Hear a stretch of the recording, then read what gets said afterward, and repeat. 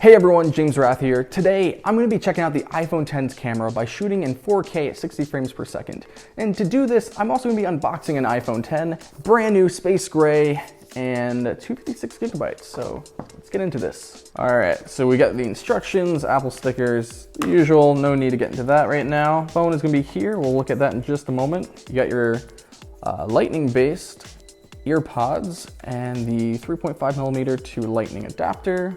You have the USB to lightning charging cable, and of course the 5-watt USB adapter. Accessories, cool. Let's get this out of the way. Actually take a look at the phone. Ooh, looking like a brand new phone. So this is the space gray model. Very clean. I don't think there's any more FCC writing or anything like that on the bottom part. Just says iPhone. So now that we have the phone unboxed, we're gonna do the setup process, but it's gonna be a little bit different from how other people normally would set up their phone. Being legally blind, I can set this up right from the start with no assistance. Just gotta triple tap the side button here. There we go. Slide from the bottom because there's no more home button anymore.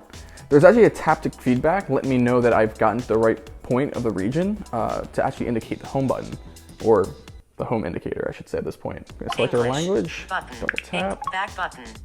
Select your United States. Region. Back button. So after a few minutes of just setting up the Wi-Fi and activating the phone, we are now ready to set up iPhone can recognize Face ID. Face ID. In order to do this, this is brand new. This is what's replacing Touch ID on the iPhone X.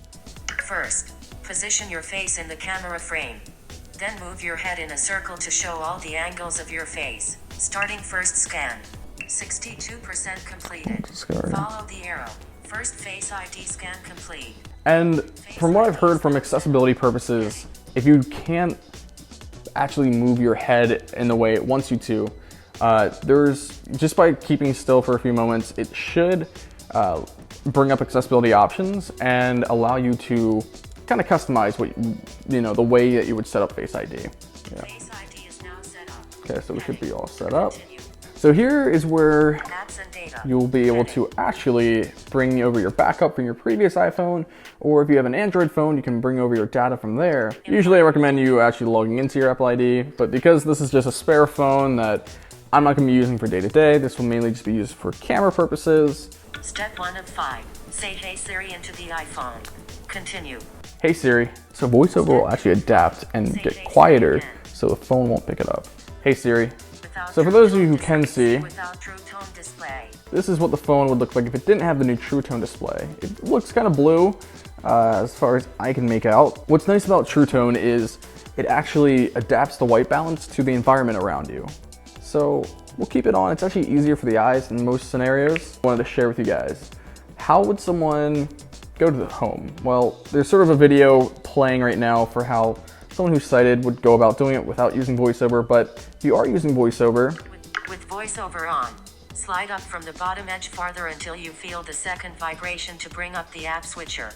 With VoiceOver off, swipe up from the bottom edge and pause to show the app switcher.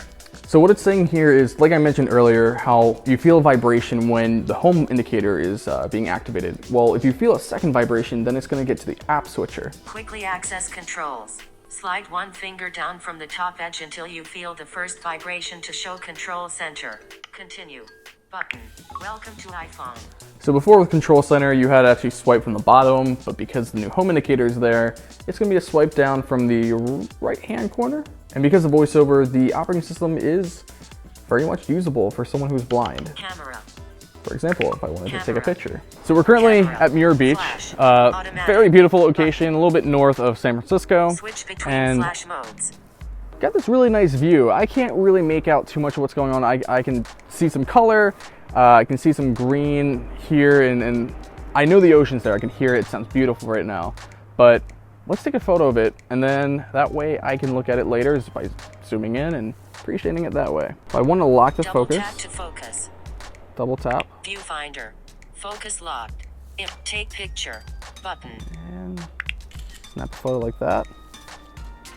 Portrait camera. So we have the portrait camera. Disable. Your photo depth information is stored and allows you to later add or change lighting effects. Continue. Let's check that out. Now this actually will work with selfies now because the iPhone X's upgraded front-facing camera. So let's check this out. One face. Large face. Take picture. Button. There we go. Now this was just a quick unboxing, but if you want me to go more in depth with any of these new features like wireless charging or the Face ID, let me know in the comments down below.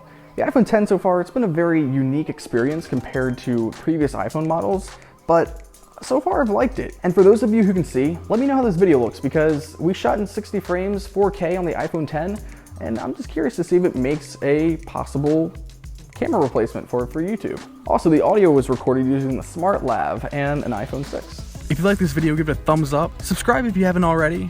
Be sure to check out the video that's generated just for you on screen. And if you want to support me in what I do, check out my Patreon down below. Thank you guys, and I will hear you next time. Bye.